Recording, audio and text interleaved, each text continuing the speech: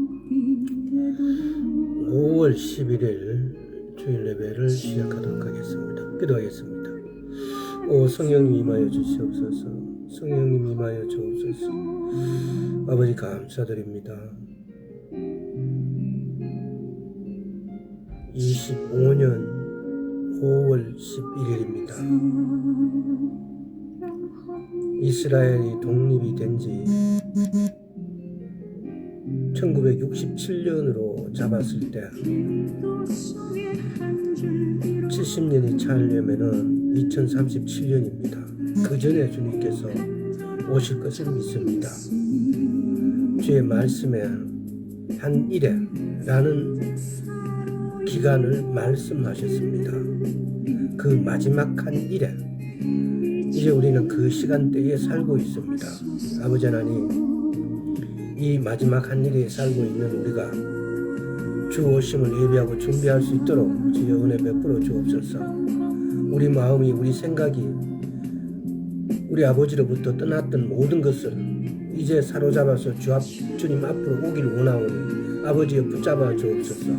감사드렸고 우리 주 예수 그리스도 이름으로 기도드리옵나이다. 아멘.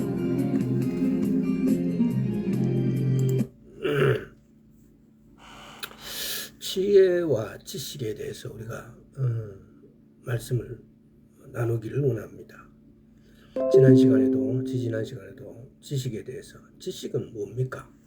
삼라만상에 숨겨져 있는 하나님의 성품을 아는 것이 지식이라 그랬어요. 지혜는 그 지식을 사용하는 기술이 지혜라고 했습니다. 그래서 그 지식은 한마디로 말하자면은 하나님을 말씀을 아는 것이 지식이에요. 하나님의 본성, 사랑, 생명, 이것을 아는 것이 지식이에요. 우리는 그래서 이제는 지혜롭게 어떻게 사는 것이 지혜로운 건가? 지난 시간에 지혜에 대해서 말씀드렸습니다. 또 그것도 따지고 보면은 결론적으로는 하나님의 말씀 그대로 사는 것이 지혜예요. 이제 그래서 그것을 우리의 생활하고 어떻게 풀어서 그렇게 할 것인지를 우리가 한번 성경에 나와 있는 대로 이렇게 살펴보는 중입니다. 오늘은 지혜롭게 살지 못한 성경에 나와 있는 어떤 그런 애들을 한번 이렇게 찾아보겠습니다. 자, 일단 고린도전서 1장 30절을 한번 살펴보겠습니다.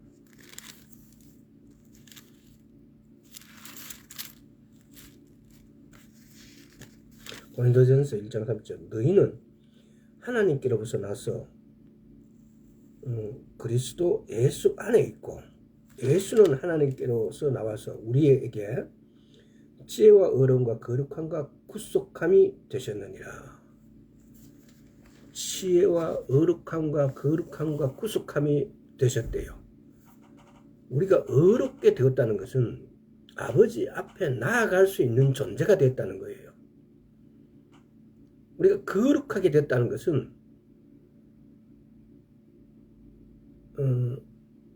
예수님이 나의 거룩이세요. 예수님이 나의 지혜세요. 예수님이 나의 의세요. 예수님이 나의 구속이세요. 여기서 구속은 영어로 표현하면 redemption이죠. ransom이라는 종의 값을 지불한, 그 종의 값을 예수님은 자신의 피로서 그 종의 값을 지불을 하셨어요. 그래서 우리의 구속은 예수 그리스도라는 겁니다. 몇 번 말씀드렸지만은 예수님이 나의 거룩이고 의고 지혜고 구속함이라는 사실을 묵상을 해보시면은 여기서부터 확 이렇게 번져나가기 시작합니다. 그러면 성경 전체 말씀이 이렇게 들어오겠죠.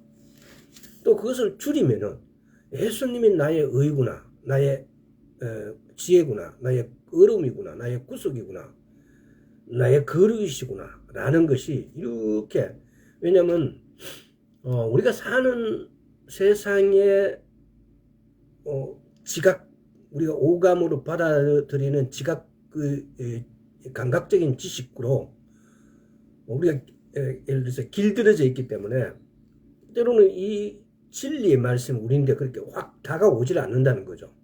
근데 성경은 그렇게 구성되어 있는 게 많아요. 그런 구절들이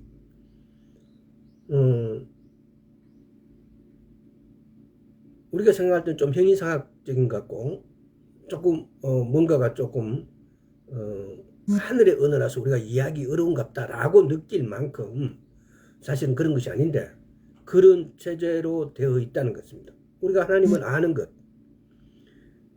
영생이 뭐냐고 그래요. 영생이 예수 그리스도를 아는 것이 영생이라 그래요. 우리는 영생은 영원히 산다라고 생각하는데 백과사전식으로. 근데 성경은 예수 그리스도를 아는 것이 영생이라고 말해요. 그러니까 우리 이런 관계에서 우리는 조금 다른 말로 표현하면은 성경 말씀을 믿는 것이 쉽게 말하면 우리는 아직 습관화가 안 됐다라고 표현해도 돼요. 자, 야고보서 한번 보겠습니다. 야고보서 3장 13절에서 17절. 너희 중에 지혜와 총명이 있는 자가 누구뇨? 그는 선행으로 말미암아 지혜의 온유함으로 그 행함을 보일지니라. 그러나 너희 마음 속에 독한 시기와 다툼이 있으면은 자랑하지 말라. 진리를 거스려 거짓하지 말라. 이러한 지혜는 위로부터 내려온 것이 아니요 세상적이요 정욕적이요 마귀적이니 시기와 다툼이 있는 곳에는 요란과 모든 악한 일이 있음이니라. 오직 위로부터 난 지혜는 첫째 성결하고 다음에 화평하고 관용하고 양순하며 긍휼과 선한 열매가 가득하고 편백과 거짓이 없나니 화평케 하는 자들은 화평으로 심어 의의 열매를 거두니라. 위로부터 난 지혜는 일단 앞에 오직이 붙어 있어요. 오직 위로부터 난 지혜는 첫째 성결하고 화평하고 관용하고 양순하고 긍휼과 선한 열매가 가득하다고 그래요. 편백과 거짓이 없대요.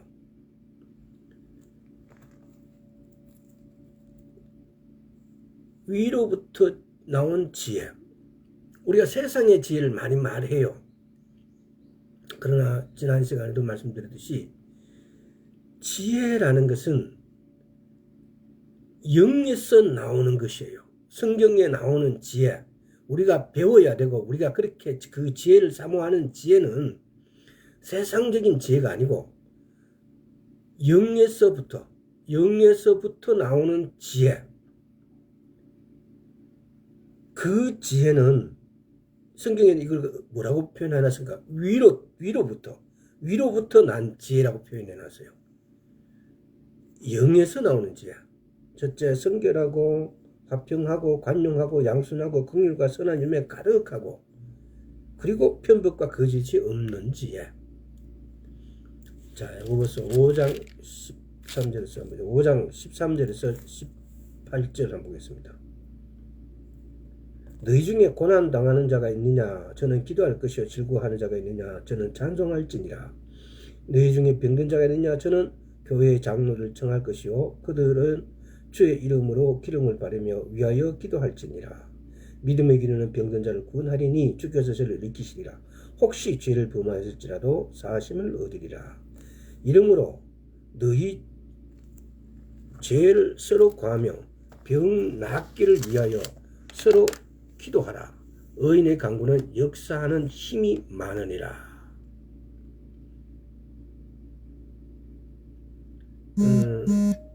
죄를 서로 구하며 여기서도 이게 우리말로는 죄로 이렇게 번역이 되어 있는데 그래서 우리 교회에서 보면 간증한다 하고 막 자기 죄를 전부 자기 죄를 다 고변해라 막 이렇게 해서 마치 자기 죄를 이렇게 고변하지 않으면은 뭔가 용서받지 못하고 뭔가 수치심에서 뭐 자기를 솔직하지 못한 것 같고 그렇게 하는데 지금 여기서 보면 죄라는 것이 영어성에 보면 이게 폴츠로 되어 있어요. 나의 잘못을 서로 고하고 병 낫기 위하여 서로 기도하라고 되어 있지, 내 죄를 사람들에게 고백한다고 해서 그 죄가 없어진다면은 하나님이 계셔야 될 필요가 없는 거예요. 내 죄는 하나님 아버지께 고백하는 거예요. 그랬을 때 그 죄가 사함을 받고 예수의 피로 사함을 받는 거지, 내 죄를 다른 사람이 듣는다고 해서, 제3자가 듣는다고 해서 그 죄가 이렇게 사라지진 않아요.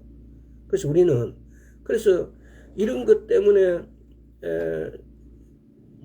자존심이, 기타 또 이것 때문에 내가 예수님을 믿는데 이렇게 주저함이 있고 막 그래요. 그래서 이것은 번역이 잘못된 거예요.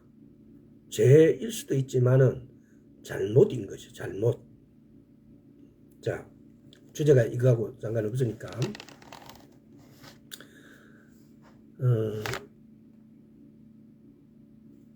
지금 이 말들을 이렇게 결론적으로 이렇게 보면은 감각영들에 의해서 지배받는 어떤 것들이, 사람들이 감각 지식에 의해서 지배를 받는 사람들에게 그 사람들이 어떻게 하면 치료받는지에 대한 어떤 이런 것들을 이렇게 말해 놓았어요. 사실은 죄를 고하고 병 낫기로 해서 서로 기도하면 의인의 간구는 역사함이 많으니라.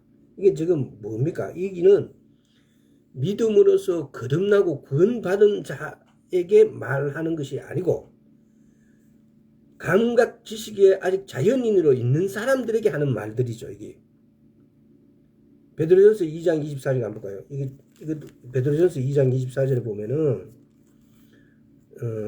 병 낫는 거에 대해서 이제 이사야서 53장 3절에서 5절하고 말씀하고 동일한 말씀이죠. 베드로전서 2장 24절 한번 보겠습니다.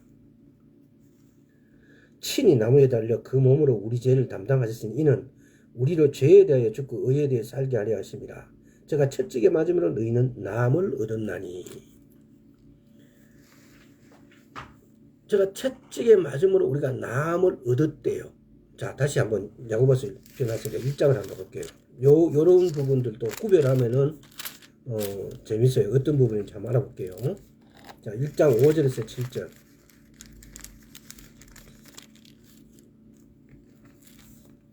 너희 중에 누구든지 지혜가 부족하거든 모든 사람에게 후히 주시고 꾸짖지 아니하시는 하나님께 구하라. 그리하면 주시리라.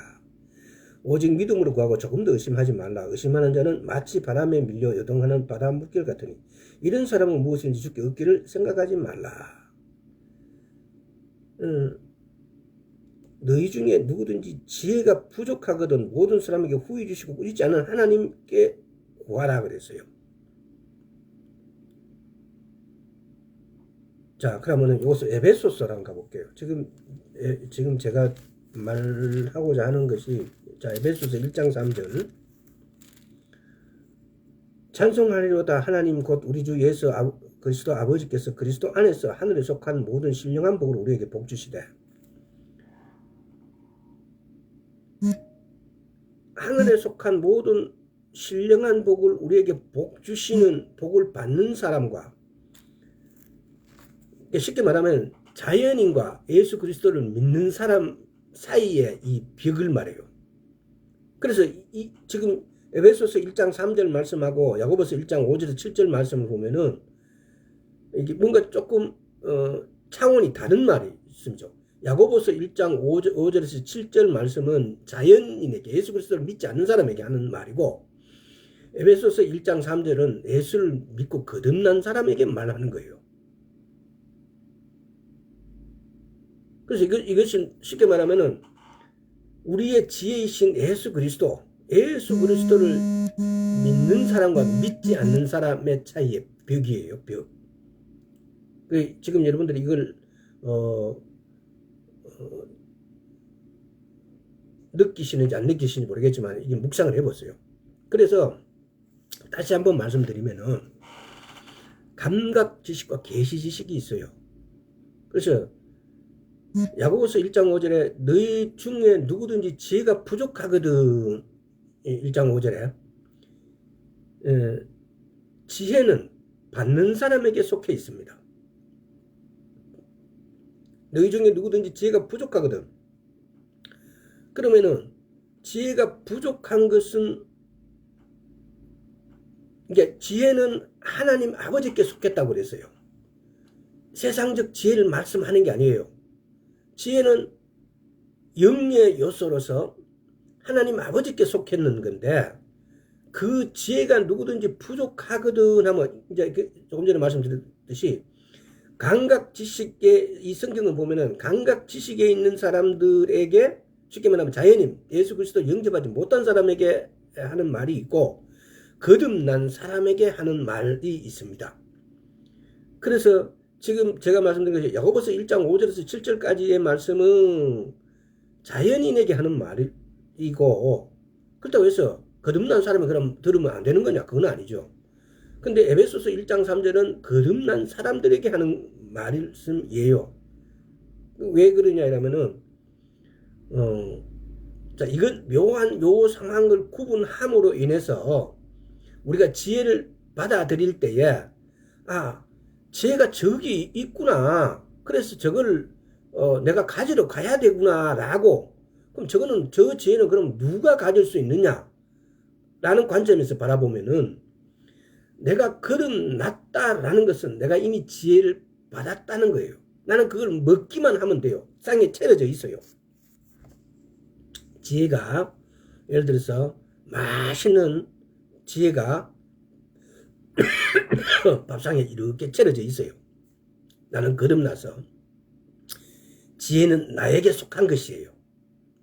왜? 고린도서 1장 30절에서 우리는 예수 그리스도에게서 나와서 우리는 하나님 아버지에게 나서 예수 그리스도 안에 있고 예수님은 하나님 아버지에게서 나서 우리에게 지혜와 거룩함과 구속함과 지혜, 거룩함, 구속함 또 뭐예요? 지혜, 의로움이 되셨다고.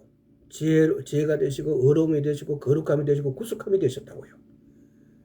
그래서 내가 거듭났다라는 것은 내가 예수 그리스도 안에 예수님의 말씀이 내 안에 우리는 하나가 된 거예요. 그래서 예수님의 것이 나의 것이에요. 예수님께서 십자가에 달리셔서 피 흘리시고 죽으신 그 대가를 나는 동일하게 거기에 달린 거예요. 내 몸이 달리지 않았지만은 예수님께서 우리를 참가시켜 주신 거예요. 그 십자가에. 그게 우리는 은혜죠. 그래서 그분이 피 흘리심으로 이루어 놓은 과거에 이루어 놓은 것, 미래에 가져올 것, 현재 있는 모든 것들을 이미 우리 밥상에 이렇게 놓아져 있는 거예요. 얼마든지 그것은 내 것이에요. 이것은 특별히 케냐 목사님이 특별히 이걸 먹기 위해서 내가 믿음을 발휘할 필요가 없다는 거예요. 왜? 예수님께서 이미 이루어 놓으신 것이기 때문에. 그래서 제가 야고보서 1장 5절 7절만 하고 에베소서 1장 3절에서 감각 지식에 있는 사람들에게 성경이 하는 말씀과 거듭난 사람에게 하는 말씀이 이 미묘한 차이가 있다는 겁니다. 그래서 우리는 성경 말씀을 읽고 먹을 때에 그 미묘한 차이를 알고 먹으면은 그럼 어떤 현상이 있느냐라는 겁니다. 그 현상이 바로 뭐냐? 우리는 이 지혜의 말씀, 예수님께서 죽으시고 피 흘리심으로 이루어 놓은 것들을 이것을 꼭 우리의 믿음으로 와서 가져와야 된다라고 생각할 필요가 없다는 겁니다. 이미 상에 놓여져 있어요. 어쩌면 그 자체가 믿음인지도 모르죠. 나는 예수님과 함께 십자가에 못 박혔어요. 함께 죽었어요. 그리고 예수님이 부활할 때 나도 함께 부활했어요. 이게 예수를 믿는다 거듭난 자의 영적인 체험이고 경험이고 믿음이에요. 그랬기 때문에 누구든지 지혜가 부족하거든 했을 때 그 지혜는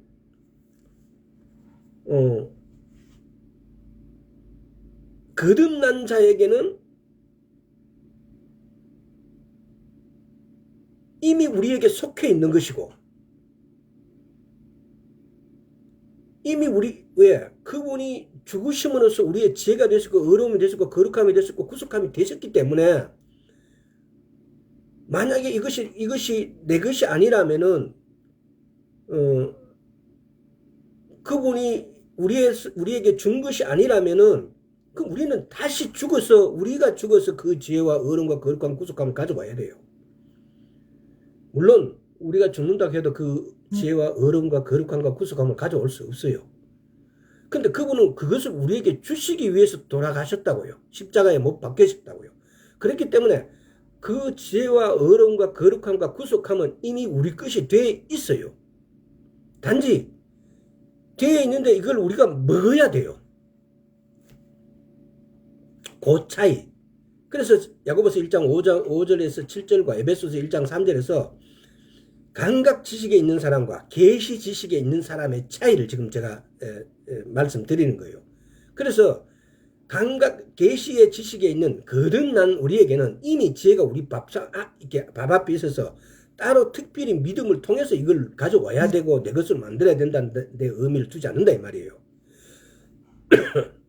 어떻게 보면은 내가 거듭났다는 것은 그 기저의 바탕이 벌써 믿음으로 성취되어 있는 거예요. 그것이.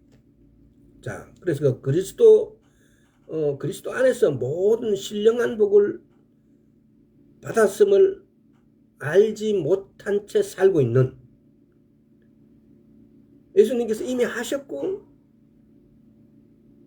오늘도 그러하신 모든 것이 우리에게 예수를 믿는 우리에게 그것이 우리에게 속했다는 것을 알지 못하는 거예요. 우리가 오늘 예수님을 믿고 있지만은 많은 크리스찬들이 예수님의 십자가고 내하고 무슨 상관이 있냐, 예수님이 십자가에 가서 내인데 해준 게 뭐가 있냐, 그 예수님이 십자가에 못 박히심으로써 이루어 놓은 것은 모두 우리 것이다 이 말이에요. 근데 그 모두가 우리 것인데 우리는 그것을 전혀 먹지를 못하고 있어요. 지혜는 거듭난 사람, 믿는 사람에게 속해 있어요. 한마디로 표현을 하자면은,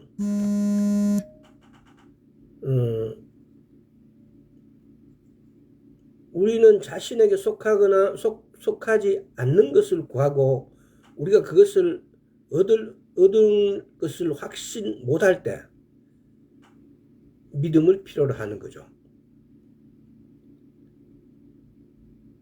그러나 우리가 이미 소유한 것, 우리에게 속한 것을 위해서는 믿음이 필요하지 않는다는 겁니다.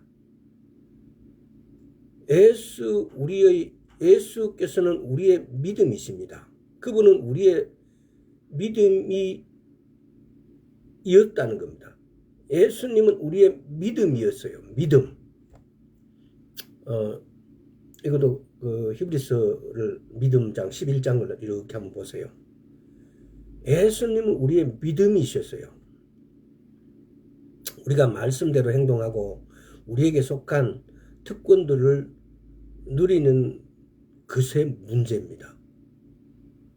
그리스도께서 이루신 모든 것은 우리의 것입니다. 요한복음 1장 한번 보볼게요. 그리스도께서 이루신 것이 모두 우리의 것이라고. 요한복음 1장 16절. 우리가 다 그의 충만에 대해서 받은 은혜 위에 은혜로라. 그의 과거에 행했던 모든 것들, 그가 미래에 행하실 모든 것들도 우리 것이라는 거죠. 은혜 위에 은혜라고요. 그래서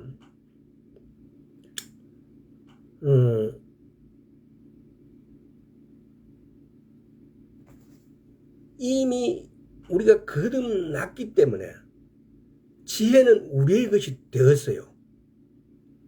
은혜 위에 은혜가 된 거예요. 우리에게. 근데 왜 우리는 이 지혜로운 삶을 못 살까?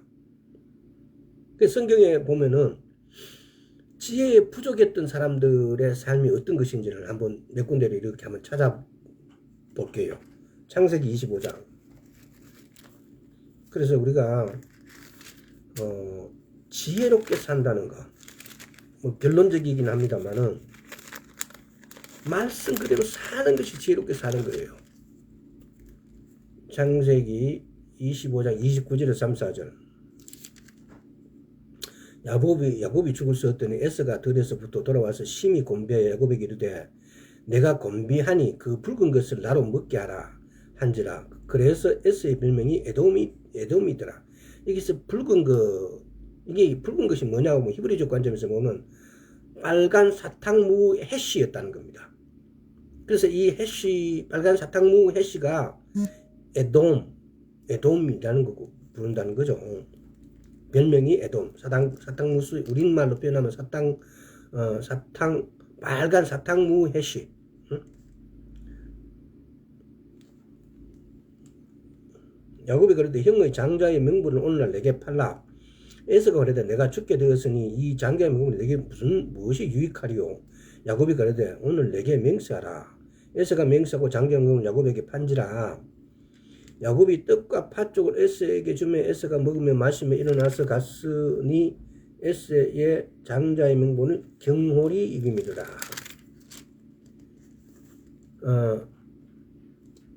에서가 장자의 명분을 경홀히 여기는 이것이 뭐냐? 지혜롭지 못하는 거죠. 지혜가 없어져 버리니까 이걸 쉽게 팔아버리는 거예요. 그래서 이걸 아마 이런 것이 있는 것 같아요. 이 말씀을 우리말로 영어, 기타, 히브리에서 헬라어, 헬라에서 영어, 한문, 우리나라 성경의 역사를 볼 것 같으면은 성경이 처음 이렇게 번역이 되어진 것이 번역의 그 부분을 제가 한번 어디다가 기록을 해놨는 것 같은데 1800년대 이때에 마태복음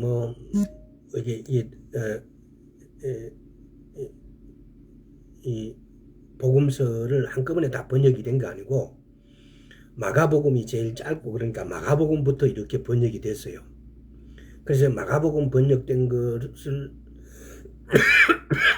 처음으로 이제 이렇게 우리나라 사람이 외국인 선교사들하고 그 부분은 나중에 한번 제 지금 카페에는 올려놨는데 그래서 그들하고 해서 마가복음을 번역해갖고 올려놓고 이렇게 할 때 뭐가 문제였느냐 하면은 우리나라 사람이라도 그 사람들이 중국어 또는 영어는 할 수 있는데 히브리어는 몰랐어요.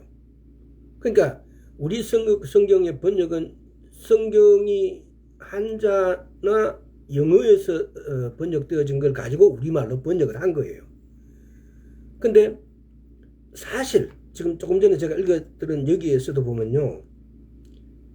이걸 히브리어로 번역이 되어지면은 히브리어로 쓰여진 단어에는 2중 3중으로 의미가 있고 뜻이 있어요.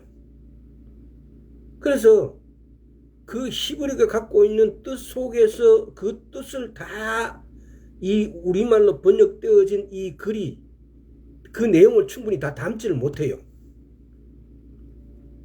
그래서 지금 저도 여기다가 보면은 좀 주석을 해놨는 것이 장자의 33절에 장자의 명분, 그러니까 이 베코라 장자의 명분이란 것이 베코라라는 히브리어인데 이 히브리어가 갖고 있는 뜻이 그냥 장자의 명분 그 뜻만 포함되어 있는 게 아니고 여러 가지 의미가 있어요. 하여튼 기억해 두고 여기다 내가 적어 놓을게요. 성경 번역 역사를 제가 다시 이걸 갖다가 다음 시간에도 언제든지 간에 이걸 조금 이렇게 간단하게 요약해서라도 한번 전할게요. 굉장히 중요해요. 왜?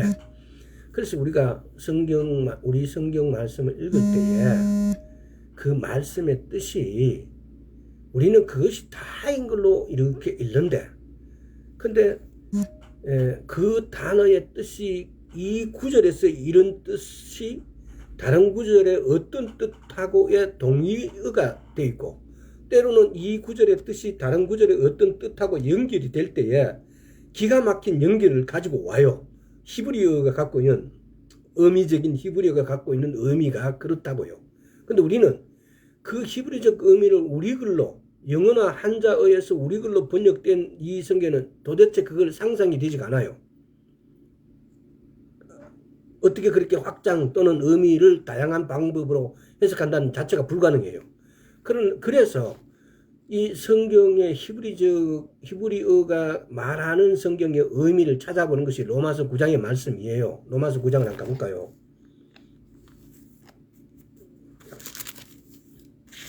이건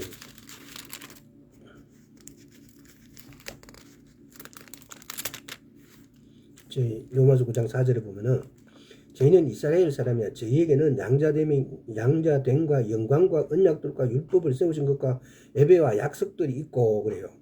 여기 사람이라 저희에게 양자됨과 영광과 언약들과 율법을 세우신 것과 예배와 약속들이 있다. 이게 다시 말하면은 언약들과 율법과 예배와 약속들은 우리가 어째야 된다고요? 히브리인들인데 배워야 되는 거예요. 우리 마음대로 우리 성경을 읽고 우리 마음대로 모든 절차나 모든 형식을 정해 놓으면은 그것이 뭐가 됩니까? 미신이 돼버려요. 왜 성경은 히브리인들에게 이 약속들이 누구인데 있다고요? 이스라엘 사람에게 있다라고 말씀을 명명해 놓으셨어요. 하나님은 이스라엘을 택하실 때 저렇게 고통당하라고만 택해 놓으신 게 아니고 저들이 고통당함으로 저들의 하나님에게서 받은 토라를 너희가 만방에 알려라고요. 만약에 히브리인들에게 복만 줬더라면은 이 말씀들을 오늘날 우리에게 오지 않았을 거예요. 저들을 압박하고 레위기 민수기를 읽어보면은 7배가 있어요. 쟤들이 잘못했을 때 7배를 벌칙을 더 강하게 주세요. 그래서 마지막에 7배 마지막에 디아스포라 외국으로 쫓아보내는 거예요. 나라를 없이하고. 그런데 그렇게 하시면서도 그들에게 하나님의 말씀을 전하게 하세요. 그래서 그들이 그 전하는 말씀으로 인해서 하나님께서는 그들을 택하심에 하나님의 뜻을 그대로 수행하고 계시는 거예요. 이걸 말로 어떻게 표현할 수가 없네요. 버린 것 같지만은 그들을 버린 중에도 그들에게 하나님의 말씀을 전하게 해서 복을 주시는 하나님. 우리 같으면은 내인데 몇 번, 한 번도 아니고 두 번도 아니고 수십 번, 일곱 번 징칠해갖고 거짓말하고 속이고 한 번만 살려주면 다시는 안 하겠습니다 했는데 그래서 살려줬더니 또 배신하면은 우리는 어떻게 하겠어요? 절대 용서 안 하지요. 그런데 그 하나님은 그들에게 상 주시기 위해서 그들에게 말씀을 전하게 하십니다. 이게 하나님의 은혜 위에 은혜고 하나님이 그들을 택한 이유입니다. 이스라엘 히브리인들을 하나님께서 그들을 택한 이유이기도 합니다. 자, 그런 관점에서 이렇게 한번 사사기. 그래서 이게 지혜를 잘못 사용했을 때 어떤 일이 있는지 사사기 14장 지금 삼손이 어떻게 잘못 사용한 것도 한번 보겠습니다. 6절에서 27절 기네요. 그래도 한번 읽어보겠습니다. 삼손이 여호와의 신에 크게 감동되어 손에 아무것도 없어도 그 사자를 염소 새끼를 찢은같이 찢었으니 그는 그 행한 일을 부모에게 고하지 아니하였고 그가 내려가서 그 여자와 말하며 그를 기뻐하였더라. 얼마 후에 삼손이 그 여자를 취하려고 다시 가더니 돌이켜 그 사자의 죽음을 본즉 사자의 몸에 벌떼와 꿀이 있는지라 손으로 그 꿀을 취하여 행하며 먹고 그 부모에게 이르러 그들에게 그것을 들여서 먹게 하였으나 그 꿀을 사자의 몸에서 취하였다고는 고하지 아니하였더라. 이때 당시에 꿀 구하기가 얼마나 힘들었겠어요. 왜? 그들은 이런 꿀들은 그냥 보양식이에요. 우리 산상 구하기 위해서 오늘날도 막 하잖아요. 근데 이들에게 이 꿀은 그때 당시에 진짜 보약이에요. 삼손의 아비가 여자에게 달려가며 삼손이 거기서 잔치를 배설하였으나 소년은 이렇게 행하는 풍속이 있음이더라. 무리가 삼손을 보고 30명을 데려다가 동물을 삼아 그에게 함께하게 한지라. 삼손은 그들에게 이제 내가 너희에게 수수께끼를 하리니 잔치하는 7일 동안에 너희가 능히 그것을 풀어서 내게 구하면 내가 배옷을 30벌과 겉옷 30벌을 너희에게 주리라. 그러나 그것을 능히 내게 구하지 못하면 너희가 내게 배옷 30벌과 겉옷 30벌을 줄지니라. 그들이 이르되 너는 수수께끼를 하여 우리를 듣게 하라. 삼손이 그들에게 이르되 먹는 자에게는 먹는 것이 나오고 강한 자에게는 더 단 것이 나왔느니라. 그들이 3일이 지나도 수수께끼를 풀지 못하더라. 제7일이라 그들이 삼손의 아내에게 이르되 너는 내 남편을 깨어 그 수수께끼를 우리에게 알리게 하라. 그렇지 아니하면 너와 내 아비의 집을 불사르리라. 너희가 우리의 소유를 취하고자 하여 우리를 청하였느냐? 그렇지 아니하냐? 삼손의 아내가 그의 앞에서 울며 가로되 당신이 나를 미워할 뿐이요 사랑치 아니하였도다. 우리 민족에게서 수수께끼를 말하고 그 뜻을 내게 풀어 이르지 아니하도다. 삼손이 그에게 대답하되 보라 내가 그것을 나와 부모에게 풀어 고하지 아니하였거든. 어찌 그에게 풀어 이르리요 하였으나 7일 잔치를 동안에 그 아내가 앞에서 울며 강박함을 인하여 제7일에는 그 아내에게 수수께끼를 풀어 이르매 그 아내가 그것을 그 민족에 고하였더라. 제7일에 어찌하여 제7일 해지기 전에 성읍 사람들 삼손에게 이르되 무엇이 꿀보다 달겠으며 무엇이 사자보다 강하겠느냐 한지라. 삼손이 그들에게 대답하되 너희가 네 암송아지로 박 깔지 아니하였다면 나의 수수께끼를 너희가 풀지 못하였으리라 하니라. 여호와의 신이 삼손에게 크게 임하였으며 삼손이 아스글론으로 내려가서 그곳 30명 사람을 쳐 죽이고 노력하여 수수께끼를 푼 자들에게 옷을 주고 심히 노하여 아비 집으로 올라갔고 삼손이 하는 삼손의 친구 되었던 그 동네에게 준바되었더라. 이것을 우리 또 뭐가 지혜가 하나님이 하신 말씀을 어기는 것이 지혜예요. 그러니까 성경에 보면은 삼손 또 아브라함 같은 경우도 사라를 팔고 막 이렇게 하는 게 있잖아요. 예수의 제자인 예수를 판 유다 이런 지혜 없는 사람들. 그래서 우리는 이 성경에 지혜 없는 사람들을 통해서 우리 지혜를 배울 필요가 있다는 겁니다. 지혜가 부족한 사람들. 따지고 보면 지혜도 뭡니까? 하나님의 말씀으로부터 온다는 거죠. 그래서 이 세 가지 지혜, 자연인의 지혜가 있고 사단의 지혜가 있고 하나님을 아는 우리 거듭난 자의 지혜가 있습니다. 그래서 우리는 이 지혜를 성경을 통해서 말씀 그대로 살아내는 지혜를 가지는 것이 크리스찬이에요. 자, 누가복음 한번 볼까요? 누가복음 12장.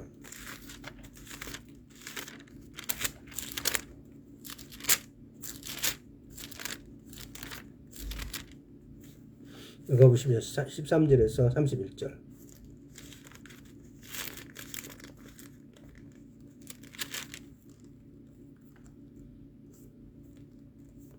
무리 중에 한 사람이 이르되 선생님 내 형을 명하여 유업을 나와 나누게 하소서하니 이르시되 이 사람은 누가 나를 너희 재판장이나 물건을 나누는 자로 세우냐 하시고 저희에게 이르되 상가 모든 탐심을 물리치라 사람의 생명이 고유와 넉넉한 데 있지 아니하느니라. 또 비유로 저희에게 일러 가라사대 한 부자가 그 밭에 소출을 풍성하며 심중에 생각하여 가로되 내가 곡식 쌓을 곳이 없으니 어찌할까 하고 또 가로되 내가 이렇게 하리라 내 곡간을 헐고 더 크게 짓고 내 모든 곡식을 물건을 거기 쌓아두리라. 또 내가 내 영혼을 이렇게 영혼아 또 내 영혼에게 이르되 영혼아 이러해 쓸 물건을 많이 쌓아두었으니 평안히 쉬고 먹고 마시고 즐거워하자 하리라 하되 하나님은 이르시되 어리석은 자여 오늘 밤에 내 영혼을 도로 찾으려니 그러면 내 예배한 것이 네 것이 되겠느냐 하셨으니 자기를 위하여 재물을 쌓아두고 하나님께 대하여 부여치 못한 자가 이와 같으니라. 자기를 위하여 부유한 자. 22절 또 제자들이 있을 때 그러므로 내가 너희에게 이르노니 너희 목숨을 위하여 무엇을 먹을까 몸을 위하여 무엇을 입을까 염려하지 말라. 목숨이 음식보다 중하고 몸이 의복보다 중하니라. 까마귀를 생각하라. 심지도 아니하고 거두지도 아니하고 골방도 없고 창고도 없을 때 하나님이 그러시나니 너희는 쇠보다 얼마나 더 귀하냐. 또 너희 중에 누가 염려함으로 그 키를 한 자나 더 할 수 있느냐. 그런즉 지극히 작은 것이라도 능치 못하거든 어찌 그 다른 것을 염려하느냐. 백합화를 생각해 보아라. 실도 만들지 않고 짜지도 아니하느니라. 그러나 내가 너희에게 말하노니 솔로몬의 모든 영광으로도 입은 것이 이 꽃 하나만 갖지 못하느니라. 오늘 있다가 내일 아궁이에 던지우는 들풀도 하나님이 이렇게 입히시거든. 하나님은 너희일까 보냐. 믿음이 적은 자들아, 너희는 무엇을 먹을까 무엇을 마실까 하여 구하지 말며 근심하지 말라. 이 모든 것은 세상 백성들이 구하는 것이라. 너희 아버지께서 이런 것이 너희에게 있어야 할 줄 아시느니라. 오직 너희는 그의 나라와 너희는 그의 나라를 구하라. 그리하면 이런 것이 너희에게 더하시리라. 적은 무리여 무서워 말라. 너희 아버지께서 그 나라를 너희에게 주시기를 기뻐하시니라. 너희 소유를 팔아 구제하여 낡아지지 아니한 주머니를 만들라. 곧 하늘에 둔 바 다함이 없는 보물이니 거기는 도적도 가까이 하는 일이 없고 좀도 먹는 일이 없느니라. 너희 보물이 있는 곳에 너희 마음도 있느니라. 우리가 이렇게 살아라는 거죠. 이게 지혜로운 거죠. 근데 막 쌓아놓는다고 이익이 많이 있다고 막 쌓아놓는 것이 지혜롭지 않다고요. 마태복음 7장도 한번 볼까요? 그래서 성경이 말하는 지혜롭게 사는 것, 또 지혜롭게 못 살아서 이렇게 되는 것. 자, 마태복음 7장 24절에서 27절. 그러므로 누구든지 나의 이 말을 듣고 행하는 자는 그 집의 반석 위에 지은 지혜로운 사람 같으니 비가 내리고 창수가 나고 바람이 불어 그 집에 부딪히되 무너지지 아니하나니 이는 주쪽의 반석 위에 놓은 거요. 나의 이 말을 듣고 행치 아니하는 자는 그 집의 모래 위에 지은 어리석은 사람 같으니 비가 내리고 창수가 나고 바람이 불어 그 집에 부딪히며 무너지되 그 무너짐이 심하니라. 말씀을 듣고 행치 않는 것, 지혜가 없는 거예요. 마태복음 25장도 한번 보겠습니다. 성경에는 이렇게 지혜로운가 지혜롭지 않는 것을 여러 군데 이렇게 말씀하고 있습니다. 마태복음 25장 1절에서 13절. 그때 천국에 마치 등을 들고 신랑을 맞아 나간 10처녀와 같다 하리니 그 중에 5은 미련하고 5은 슬기 있는 자라. 미련한 자들은 등을 가지고 기름을 가지지 아니하고 미련한 자들은 등을 가지되 기름을 가지지 아니하고 슬기 있는 자들은 그릇에 기름을 담아 등과 함께 가져갔더니 등과 기름을 함께 가져간 게 슬기 있는 거 지혜로운 자. 지혜롭지 않은 한 자들은 등은 있는데 기름이 없어요. 신랑이 들이오므로 다 졸며 잘새 밤중에 소리가 나되 보라 신랑이로다 맞으러 나오라 하며 이에 그 처녀들이 다 이나 등을 준비할세 미련한 자들은 슬기 있는 자들에게 이르되 우리의 등불이 꺼져가니 너희 기름을 좀 나눠달라 하거늘 슬기 있는 자들이 대답하여 그러되 우리가 너희와 쓰기에 다 부족할까 하노라.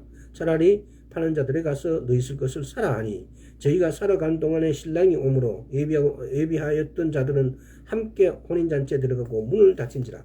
그 후에 남은 처녀들이 와서 가로되 주여 주여 우리에게 열어주소서. 대답하여 가로되 진실로 너희에게로는 내가 너희를 알지 못하노라 하였느니라. 그런즉 깨어있으라. 너희는 그날과 그 시를 알지 못하느니라.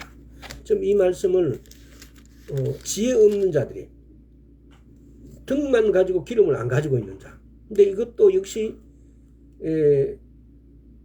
주님 오실 때에 어떻게 준비하고 어떻게 예비하는 걸 이 구절에 이렇게 기록되어 있어요. 이게 등을 가지고 예비하라라고 이렇게 해놨는데 실제적으로 이 말씀이 이스라엘의 결혼 문화하고 그대로 이렇게 비교를 해서 이 말씀을 전해 놓으신 거예요. 이스라엘 사람들의 결혼은 후파라고 아버지 집에다가 신방을 만들어요. 후파를 만들어요. 거기서 새로 꾸미고 그래서 그 약혼식을 하면은 약혼식 할 때 포도주 4잔을 마시고 그래서 약혼 뭐 이렇게 반지를 주고 이렇게 약혼식을 하고 신랑은 돌아와서 자기 아버지 집에다가 후파를 만들어요. 신방을 하나 만들어요. 그리고 난 다음에 이 신방이 다 만들어지면은 신부집에 신부를 데리러 가요. 그 요즘은 뭐 차가 있고 비행기가 있으니까 금방금방 가지만 그때는 솔직히 말해서 하루에 사람이 갈 수 있는 거리가 한계가 있으니까 불과 뭐 2, 30km, 3, 40km 밖에 못 가니까. 근데 그렇게 해서 이 신부집에 가서 신부를 데려오는데 신부는 신랑이 언제 올 줄 모르는 거예요. 지금 우리가 사는 거하고 똑같잖아요. 우리가 오늘 예수님이 오신다 이렇게 하지만 예수님이 언제 오실 줄 몰라요. 어느 날 어떤 시에 오실지 우리가 몰라요. 그래서 준비하고 예비하고 깨어 있으라 하는 거예요. 그 모습들을 그대로 여기다 기록해 놓으셨어요. 자, 그래서 우리가 지혜로운 자가 되어 있으면은 등과 기름을 같이 가지는 자. 자, 지금 이 말씀도 정말 깊이 묵상을 해봐야 돼요. 다음에 계시록 시간이 계시록 한 군데만 더 보고 오늘 말씀을 마치도록 하겠습니다. 계시록 3장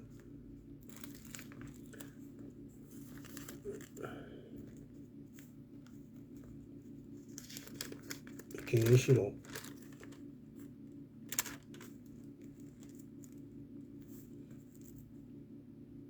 14절부터 보겠습니다. 라오디게아 교회 사제에게 편지하기를 아멘이시여 충성된 참된 증인이시여 하나님의 창조의 근본이시니가 가라사대 내가 내 행위를 아노니 내가 차지도 아니하고 더럽지도 아니하고 내가 찹든지 더럽든지 하기를 원하노라. 내가 이것이 미지근하여 더럽지도 아니하고 차지도 아니하니 내 입에서 너를 토하여 내치리라.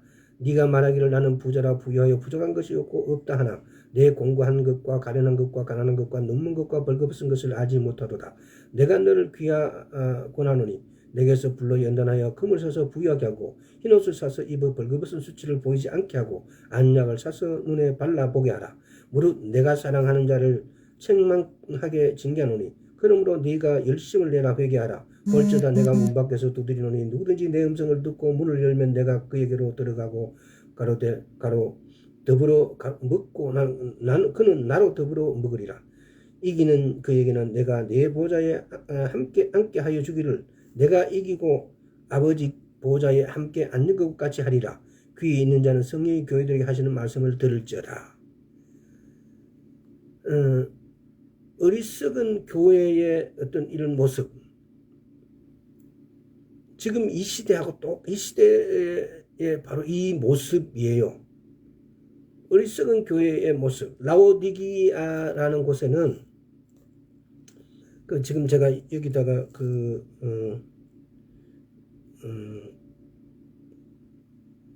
어디다 적어놨는데 지금 여기는 제가 눈이 이렇게 어두워 안 보이네. 라오디기아에는 이게 그러니까 온천수가 나오는 것이 있어요.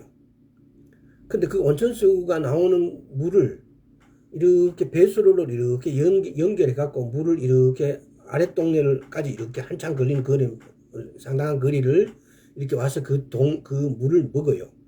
근데 그게 따뜻한 온천수가 나와서 이게 흘러갖고 이 아랫동네까지 왔을 때는 이 물이 미지근하게 식어 있는 거예요. 지금 이 말씀도 라오디게아에 있는 그 현재에 있는 지역과 현재에 있는 상황을 그대로 기록해 놨어요.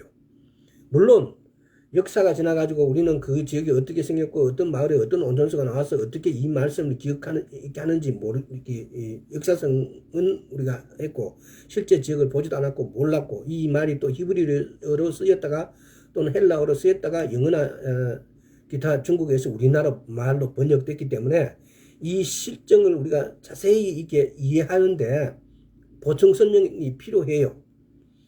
근데 오늘 주제에 맞춰서 지혜로운 것에 지혜롭지 못한 어떤 것들에 대해서 우리는 감각 지식에 의해서 받아들이는 것이 우리의 지혜가 아니고 계시 지식 성경이 말씀하는 그 말씀의 깊이 말씀의 뜻 의미 그대로를 우리가 아멘 하는 것이 그것이 지혜라고요. 그래서 이 말씀이 말하고자 하는 것에 목사가 왜 있겠어요? 말씀이 말하고자 하는 것에 그 깊은 의미들을 그걸 하나하나 찾아가지고 일반 성도들에게 가르쳐 주는 것이 그것이 의미예요. 지혜는 이 말씀이에요. 근데 성경은 삼손을 통해서 기타 누구를 통해 가지고 지혜롭게 하지 못한 처신들을 유다, 삼손 이렇게 예를 들어서 가룟 유다, 뭐 삼손 이런 사람들이 잘못 처신한 지혜 없게 한 행동을 그대로 우리에게 알게 해주고 있어요. 다시 한번 그 언어의 대로 표현을 하자면은 지식은 삼라만상에 하나님이 성품이 그대로 새겨진 것을 아는 것을 어떤 식물, 어떤 동물, 어떤 것들에게 하나님의 성품이 새겨져 있는 것들을 아는 것이 지식이에요. 근데 지혜는 그 지식을 잘 활용해서 살아내는 기술이 지혜예요. 다시 말하면은 우리에게 삼손을, 가롯 유다를, 아브라함을, 기타 많은 성경에 나온 인물들 중에서 잘한 사람만 기록되어 있지 않아요. 잘 못한 사람들이 많이 기록되어 있어요. 그 사람들이 결국 뭘 말합니까? 지혜롭지 살지 않았기 때문에 우리는 그 사람을 통해서 지혜롭게 사는 방법을 배워가는 거예요.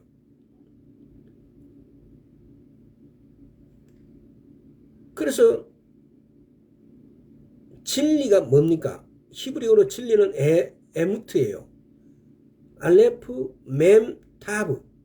첫 자와 끝 자와 중간 글자. 쉽게 말하면 이 화살을 두 개를 쏘면은 각도가 똑같이 나가야 이 평행선을 이루는 거예요. 지금 진리라는 것은 처음과 끝이 동일한 걸 말해요. 그래서 에부트라는 그 말도 처음과 중간과 끝이 동일한 걸 말해요. 근데 진리가 아닌 것은 약간 휘어 있어요. 그러면 언젠가는 만나게 돼 있고 언젠가는 엄청나게 떨어지게 돼요. 이게 이 똑같지 않는 상황, 지혜롭지 않는 상황, 진리가 아닌 것.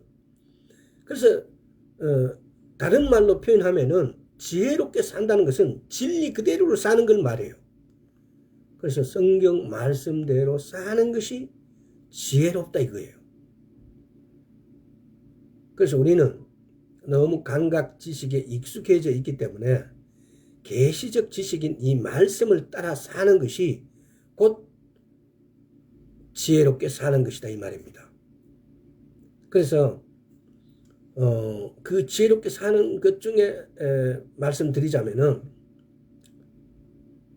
주야로 밤낮으로 늘 성경을 읽고 묵상하는 것이, 그리고 그대로 행동하는 것, 말씀 그대로 살아내는 것이 지혜로운 삶이 돼요.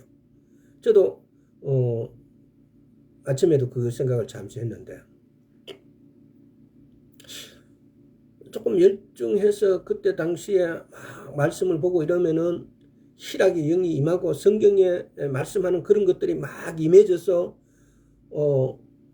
그야말로 카이로스의 어떤 것들을 경험을 하고 했던 것이 많았어요. 근데 말씀에서 좀 동떨어지고 있고 세상에 막 이렇게 좀 관심을 가져버리니까 그런 것이 전혀 이렇게 소원해져 버리고 남남이 돼 버렸어요. 그래서 이게 좀 더 말씀을 읽고 묵상하고 말씀하기에 가까이 가야 되겠다. 왜? 내가 살기 위해서 하나님의 뜻을 이루겠다는 것은 두 번째 문제예요. 사실 목사가 돼가지고 하나님 뜻을 이루게 사는 것이 첫 번째가 돼야 되는데 요즘은 너무 많이 떨어져 있는 것 같아서, 그래서 하나님 말씀이 첫째가 돼야 돼요. 그리고 그 말씀을 읽고 묵상하는 것, 고상한 지식 많이 몰라도 돼요. 그러나 하나님 말씀을 읽고 묵상하는 것은 이거는 너무너무 소중한 거예요. 수십 시간, 수백 시간을 설교 말씀으로 수천 권의 책들이 전하고 더 좋은 것이라고 가르친다 하더라도 그것이 궁극점은 하나님의 말씀을 읽고 묵상하는 겁니다. 이 시간 듣는 여러분들, 궁극적인 것은 하나님의 말씀을 읽고 묵상하는 겁니다. 예수를 믿는데 그것 이상의 다른 것이 없어요. 기도는요, 말씀을 읽고 묵상할 때 그냥 나오는 게 기도예요. 말씀을 읽고 묵상하는 것이 찬양이 돼요. 내 기도하는 것을 그 마음이 우러러 밖으로 나오는 것이 찬양이에요. 오늘은 조금 여기까지 하겠습니다. 여러분들 지식과 지혜롭게 그 지식과 지혜가 충만해져야 카이로스에 있는 것을 이 크로노스의 공간으로 가져올 수 있는 능력이 생겨집니다. 우리는 이미 우리에게 주어진 이 지혜, 예수님이 십자가에 못 박히면서 우리에게 우리에게 주신 이 지혜를 우리 품으로, 우리 입으로 먹고 마시지를 못하고 있어요. 안타까운 거죠. 아마 우리가 하나님 나라에 가면은 그때 내가 네게 이렇게 해주고 네가 다 앞에 이렇게 했는데 넌 이걸 못 챙겼다 그래요. 쉽게 말하면은 내인데 100억짜리 수표가 내 발 앞에 떨어져 줘도 내가 그걸 못 주고 그냥 지나갔다는 거예요. 어린아이들에게 1,000원짜리, 5,000원짜리, 만원짜리, 5만원짜리, 뭐 1억짜리 수표를 주면 어린아이들이 택하는 게 그걸 모르고 아무거나 자기가 보기에 좋은 것만 죽잖아요. 그 옆에서 보면 안타깝잖아요. 지금 아버지 하나님께서 아마 우리를 보고 있으면 그렇지 않을까. 우리의 부와 명예와 모든 생명과 우리의 안위와 건강과 부와 모든 것들이 이 말씀 안에 있는데도 불구하고 우리는 이 말씀께로 가지 않는다는 거죠. 한번 생각해 보시고 묵상해 보시고 생명과 부와 건강이 있는 것을 택하시길 바랍니다. 오늘 여기까지 하겠습니다. 아버지 하나님 감사합니다. 지식과 지혜가 충만하시기를 기도드립니다. 주님 안에 있는 모든 것들이 우리 것임을 또한 우리가 알고 이제 취하여서 먹고 마시기를 소원합니다. 아버지께서 주심을 감사드렸고 우리 주 예수 그리스도 이름으로 기도드리옵나이다. 아멘.